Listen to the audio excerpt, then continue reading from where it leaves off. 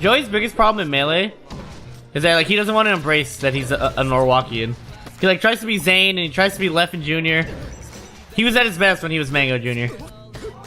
Now he wants to be fucking this weird optimal fucks that we're just not. It's not who we are, Joey. We don't combo, we win neutral 8 times, and we get to stock. That's how we play this game. We're not combo perfect people. It's not who we are, bro. We're Spartans, dude. What if Leonidas was like, oh, I'm just gonna work at McDonald's? No. He's a Spartan! It's in our blood. Did you guys think of Leonidas working at McDonald's? I've always told Joey this. He tries way too hard to be something he's not. And he's so much better when he just lets it rip. No, I've been telling Joey for a long time, he just needs to play from the heart. He's trying to be like... He's trying to just be optimal, which is fine. But you gotta find how to be optimal in your own way. You can't try and be optimal like everyone else. That's why every Fox player sucks, because they all try to be like shitty... They're all just broke discount Leffens instead of being themselves. That's why every Fox player gets fucked. They all try to be like Leffen and they all suck at it. But yeah, you gotta, like... The thing is, if you're trying to be like another player, I think you could take little notes for it. But like... At the end of the day, Melee is so like personal that you still have to put in your own like 2 cents on it. You can't just like copy somebody or try to. I spoke with Nairo on Friday, and obviously off camera is Zero behind us, but you know, I was asking him why haven't we seen someone like Zero in Ultimate? And he said that if anyone was going to be that way and go on the streak and sort of like be so much better than everybody else, it's you. React to that. How do you think that expectation is?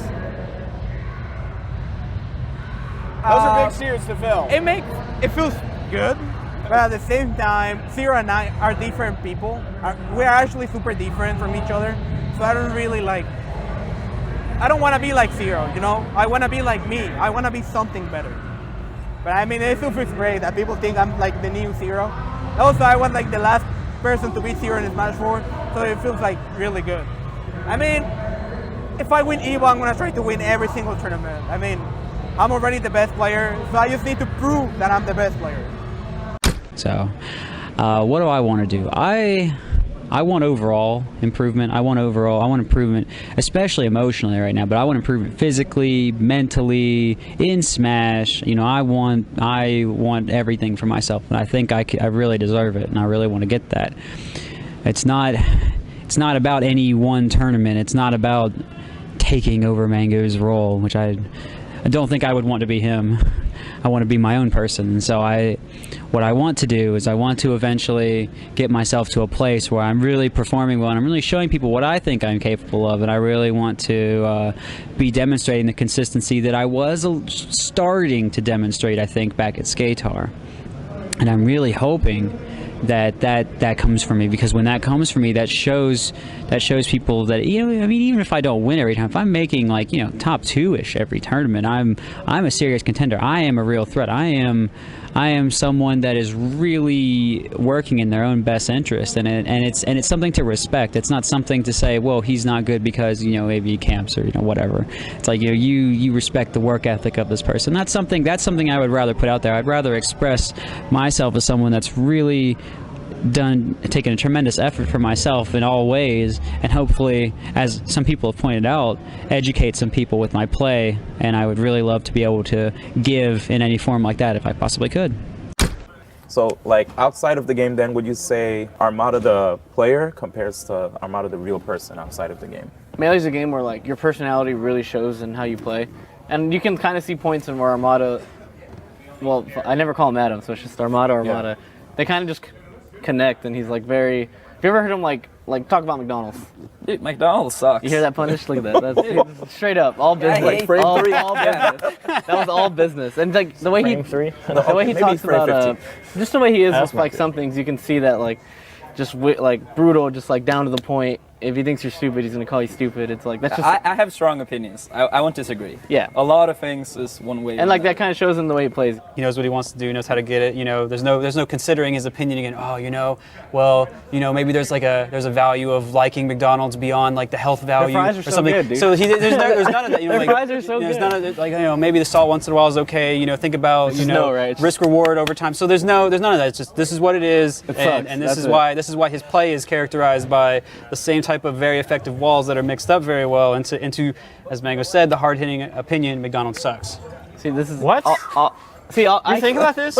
Yes. This is spontaneous, or do you just? Well, I mean, I think thought about it so much that it is spontaneous. I explain it for dummies, and then Kevin explains it on the next level. For the smart Yeah, for the you smart explain it. people. I got the dummies locked down. We got that. We got the I hours. got the dummies locked down. They understand. Well, shout out to all the dummies watching. I love the Shout out dummies. to all the dummies watching.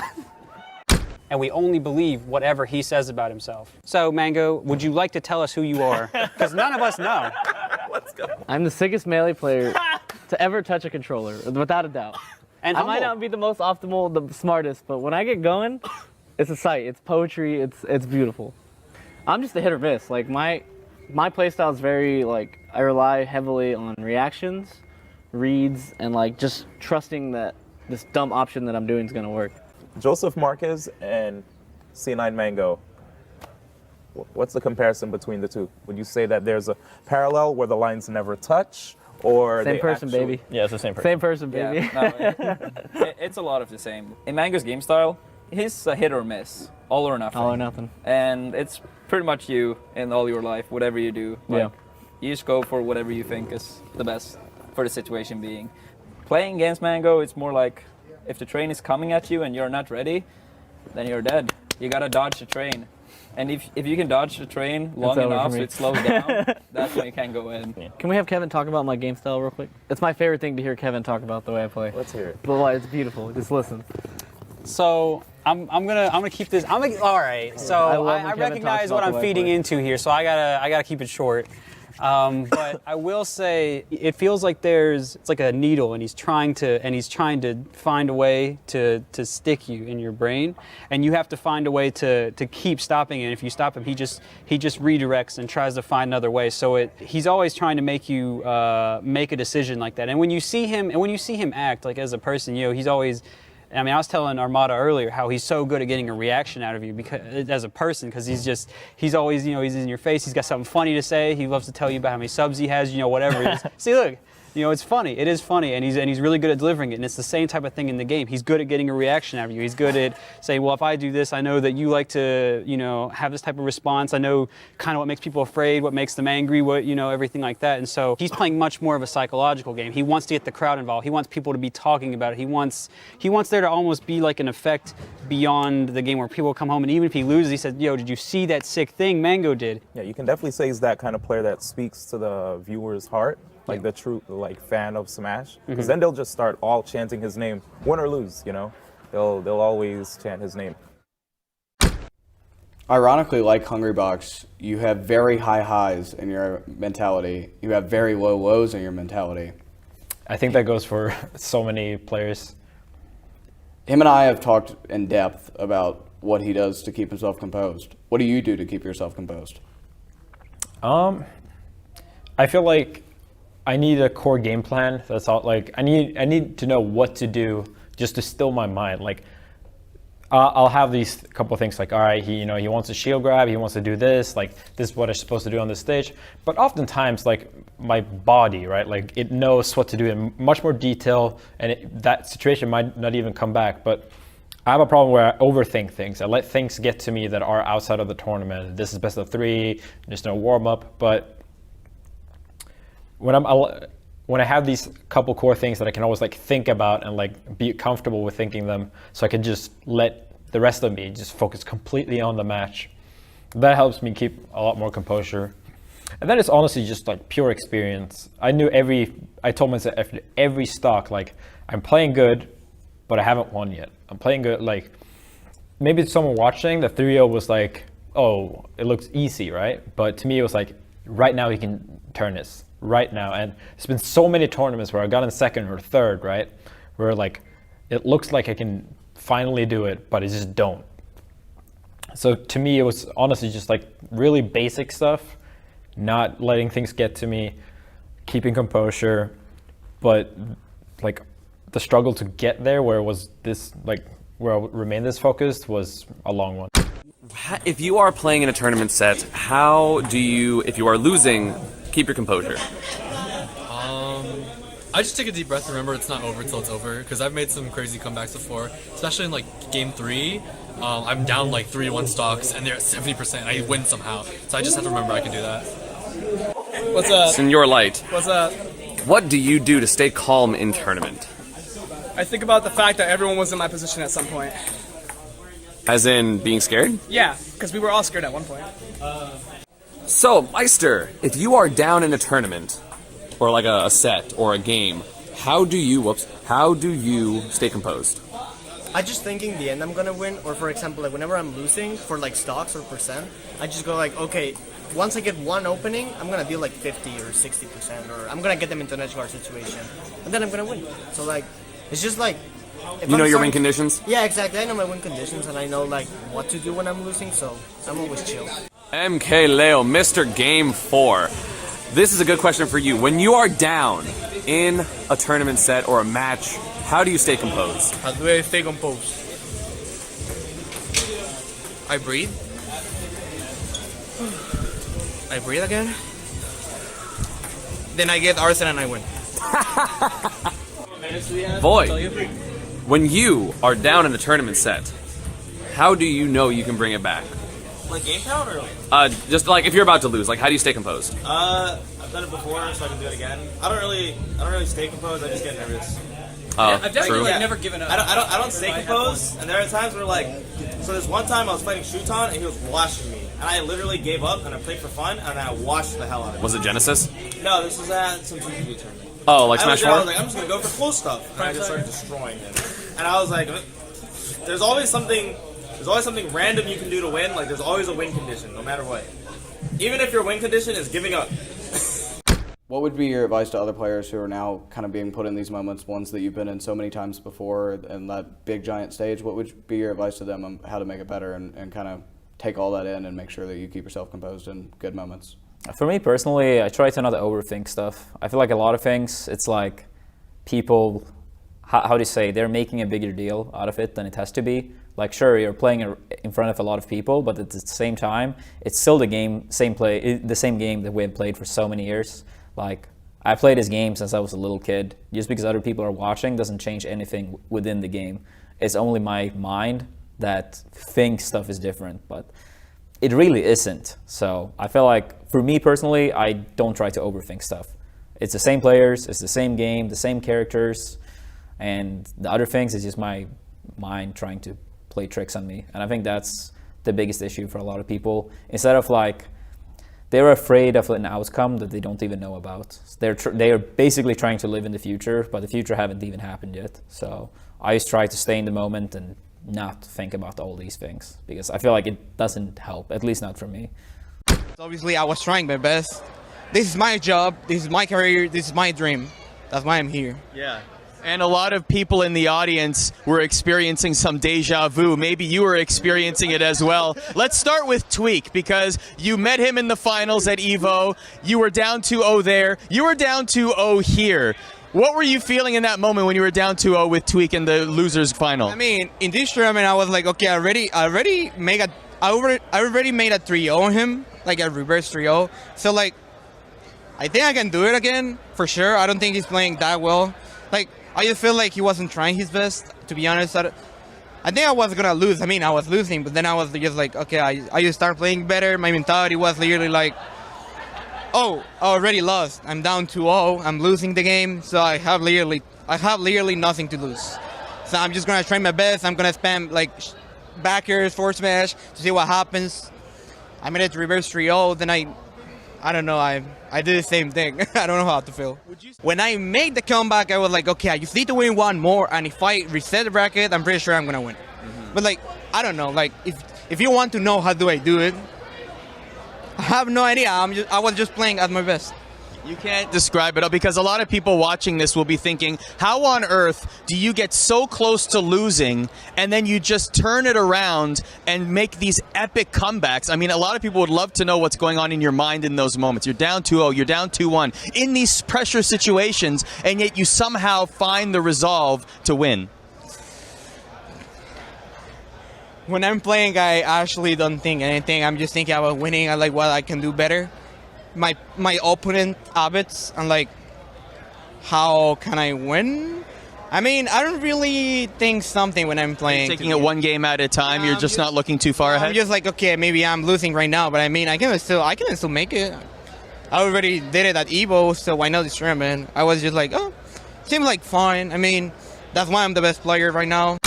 I like the pressure. Like, I always feel like I have a pressure that none of these guys deal with. As like being Mango, I have the fan base, like the biggest fan base, and it's like when I lose, more people are let down. It's like when I lose, it's rough. Wait, how many subs do you have? Right now I have about 2,600. 2,600 people are let down. That's minimum. People. Minimum. I stream every day. So like if I lose a tournament, which happened all the time last year, I have to go home and deal with it while I'm streaming for like a week or two. I'm very like not humble sometimes and cocky. So like I bring some of it upon myself. I get that, you know. So it's like I can't be too mad. It's like it'd be like Leffen crying about the hate he gets. So we knew that he was good at Smash. We knew that he was already going to be getting there, but we didn't know that he would be on CLG. We didn't know that he would be one of the top players. We didn't know any of that. For the scene, he's kind of like a big representation of, you know, like what's possible. Because a lot of people, they're automatically like, oh, we're in Hawaii. You know, automatically people think Hawaii is like one of the worst regions. Can't make it in Hawaii. But then you have Void. You can make it from here if that's what you really want to do. When he made it happen, I popped off. I was so happy for him. He was the boy that made it. He was the guy that proved that, you know, it doesn't matter where you come from, what kind of resources your community has. You can get good if you want it badly enough. Smash and Slash, I don't know how I won, if I want to be honest. 2018 was a pretty rough year for me. And like here I am sitting in winners finals for maybe like the 4th time, maybe the 3rd time in like my life at a major tournament. And I was like, how did I get here? Like what happened? I'm going through such a rough time in life, but I can find like so much enjoyment and this mentality. Like it feels a lot better to try to cheer myself up than to beat myself up. And lo and behold, the person I have to fight is Salem. Salem denied my first major win about a year ago. And I was in the same situation. I was in winners finals, beat him in winners finals, went to grands. I just stayed true to my colors, made sure to keep my head in the game along with like all the other stuff, and that's it, you know. Void wins the major, Void wins the major. Fourth throw for the mix up, that's it! Void wins the major! Void wins the super major! Sheik is back on the map, baby! It's back on the map! This is Void's first super major tournament win! It was magical in a way. We had our backs to the wall, like I could come through, like finally get the major win I've been looking for, when like I really needed it. I realized from my Smash and Splash victory that even if things are going really south, I can have a lot of fun playing Smash in tournament. And just, that's kind of like what's been sticking with me and I think has been helping me like really do well in Ultimate. D1, I've wanted this for so long. I definitely could see it in your play. I mean, all throughout the year, we've been seeing a lot of amazing plays from you, right? But you would usually finish at like 2nd place. But here, you finally made history. You know how many other people have came to European soil and tried to defeat the likes of Leffen and Armada here, and they failed. But you, sir, made history here at DreamHack. I'm sorry to get all teary-eyed. Oh, no. No, you deserve it, man. I've never felt this. This is big. Like, Lewis, my coach, he drove up from Orlando to Jacksonville and stayed with me for a week and just sat with me and coached me and explained to me and analyzed our matches because I don't have the ability to analyze, but he does. God, I'm crying a lot. I'm sorry. It's fine. A lot of emotions are going through you right now. Trust me. You know, my dad just passed away, you know. It was my biological dad, and I know it's personal stuff, but he told me, you'll never be the best. You'll be good, but you'll never be the best. So I hope he sees me now. What was the hardest point for you in your Smash career, and what was it like getting past it? Assuming you're not in it now, I guess. All right, everybody everybody that's here now at this house that plays Smash competitively has probably hit this point where you're playing Melee, you're doing really well, and then there comes this like long stretch of time where you just feel like you are not improving, like no matter what you do. For me, it was my Pikachu. I just kept losing a lot to my friends down in my hometown, Sierra Vista, and I was like, I don't know why I'm doing worse with Pikachu now, and I feel like I just can't. Even with my secondary characters, I couldn't quite pull it together, and it was a long stretch of time where I just felt like I was not improving. The way to get past it is just keep playing. If you're passionate about it, just keep playing. You will improve. So I just kept playing. I honestly kept playing just because I love the game. I was like, well, I'm not getting any better, but I want to keep playing. This game's really fun. I'm never going to stop. And then I eventually got my first big win at Genesis, and then started getting like top 5 at tournaments and all this crazy stuff. And, you know, just keep playing. You will improve. And I know I'm still improving. Even sometimes I don't see it. But then when I look back a couple months ago, I'm like, well, you know what? I have gotten better since then. So just keep playing, and that's how it is. From the beginning, right? I never intended for like it to be my career or anything. It was just like I was in school, I was depressed. I eventually ended dropping out of high school, and Melee was the thing where I could just like let any of that go, all society, all my problems with it. I could just play this game, and it was like an outlet for all the negative energy I had. And then eventually, you know, like I realized I can't just be like destructive or anything. I was really toxic in the beginning. And my first string of really good improvements was 2015, where I actually like just got a job and got something else in my mind, and I realized how to balance things and how to like keep things, like I was still sad, I was still depressed in some ways, but I like got an outlet, and I was just able to not let it overwhelm like my play basically. But after that, I almost got #1, right? And then I lost my visa through like the worst possible way, the worst possible time in someone's career. And right before Big House? Yeah, right before Big House. And in some ways, like you could see it as like the worst possible thing, right? Like if you look at someone's legacy, and really bad injury or something like that. And obviously since after that, when I came back, my results were worse. But for me, it was rough, but it was the same thing again, right? Where I had to struggle. I basically just sat at home and did nothing for an entire year. And it was always like, oh, it's going to be, you know, you're going to have your visa now. You're going to have your visa now. And I kept practicing for the first couple times, right? But then eventually I just realized like, I can't do it. I can't just like keep practicing and then not get to like show any of it. And then eventually GOML happened. And that was really just like the showing of all the negative energy I had from losing early to GTX and all the visa troubles. But after that, like, and I finally got my visa, I had like a much better positive outlook, right?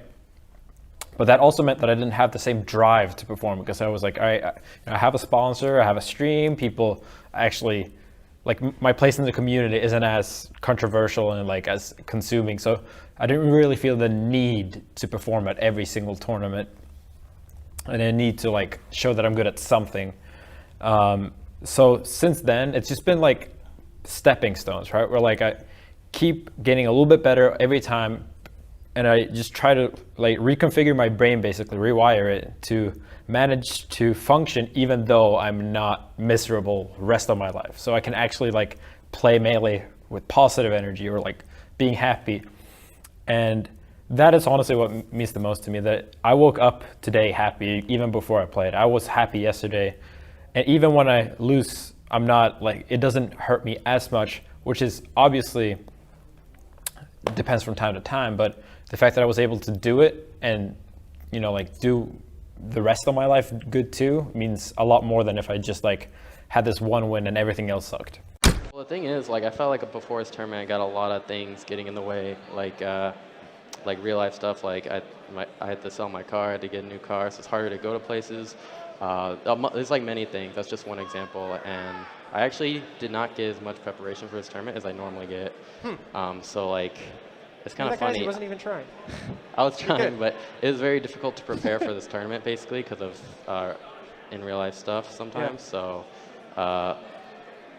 it's just, you can still win sometimes even if you don't, you're not fully prepared. Like you gotta like no matter how much you prepare, you got to deliver on the day of. Exactly. Right. And so, another question that's on a lot of people's minds. You've got to run after this interview because you have another top 8 to be in. How much Ultimate have you been grinding? Well, I took a break from Melee for like some months to just focus on Ultimate. So I've been grinding it since it came out, basically. Okay. I wish I've grinded it more than I have. I've played a good amount. Just I want to play more. But yeah, I got to play top 8 for that soon, and I'm trying to play both games. Do you feel like playing multiple Smash games gives you like a perspective advantage that maybe other players don't have? Because when you're playing other Smashes, like, some tools are taken away, some are given to you, and then you kind of have to develop a mind that can think around all of that in order to compete well in 64, Melee, etc. Yeah, like for this tournament, like some matchups, like I think Smash 64 actually play like the biggest part. Certain camping styles are done in certain matchups in 64, and so like anytime I fight Hungrybox, they're like, oh, that's the top platform camping. Yep. And like that's straight out of 64. And then, but yeah, in general, like you do get something from each game for sure. I think if you just focus hard in on one game, you'll be fine. But playing all the games, you do get like a little bit here and there, and it is nice to like add into what you already know just playing one game. All right, man. Dude, crowd's going nuts for you. You're quite a fan favorite this weekend. You've been on stage in multiple games. You've been competing at a high level. You've been climbing. Yeah. You finally cracked the top. I know. Yeah. Congratulations, man. You earned it. Thank you. Well done. You got anything you want to say for people watching at home or the people in the audience? Yeah. Shout out to my friends who are here. Shout out to all the people that support me. Shout out to my Discord server, they're my biggest supporters. Shout out to Josh for running Smash and Splash. What else? Basically, anyone who supported me, I really appreciate it. Like being a free agent, you know. Oh, here's what I want to say. It just popped in my head, and I'm like, holy, like, okay, so to get here, I didn't have a sponsor, right? But my stream, I did donation goal, and it was a pretty decent one. So thanks to like my fans who supported me, who donated. Everyone's like, hey, Wizzy, I want to see you there. Here's some money. They're the reason I'm here right now. So thank you to them, my fans. And I really want to sponsor. Prepare for evolution. Well, physically, I've been running a lot. It's very good for me. It's like a moving meditation. I'm trying to lose some weight. I don't want to fit the gamer stereotype too bad. And it helps me feel good, helps me, fight any anxiety I might have for tournament. It really, it's just something good to do for yourself. You feel like you're taking care of yourself, and that makes you feel good. When you feel good, you play good. Excuse me. And so I was really liked that. That's probably my biggest physical thing, outside of not having too much soda or something like that. Mentally, I'd say I'm struggling a lot more to prepare for this tournament. But that is for reasons that exist outside of this interview. Mentally, I did the best I could. There was a lot going on for me back at home, trying to deal with. I gave it my all. I came to this tournament saying, well, you know what? I don't think I have the best circumstances for me right now, and darn it all, I'm going to give it my best shot with what I do have. And I meditated. I got my push-ups in before I came out here. I said, let's do this darn thing. Let's give the people a heck of a show if I can't give them a win. And I feel like I did that. So I was glad I could do it.